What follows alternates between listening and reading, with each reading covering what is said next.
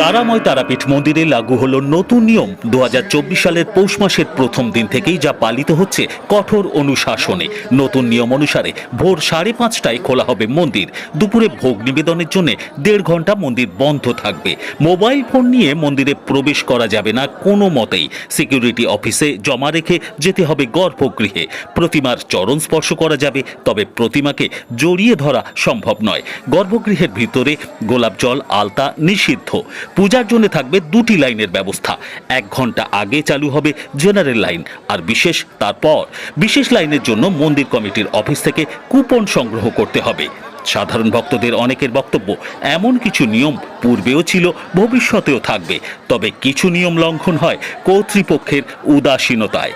ভক্তদের বিশ্বাস, যা কিছু নিয়ম শৃঙ্খলা সঠিক পথেই চলতে পারে একমাত্র তারা মায়ের ইচ্ছায়। জয় মা তারা।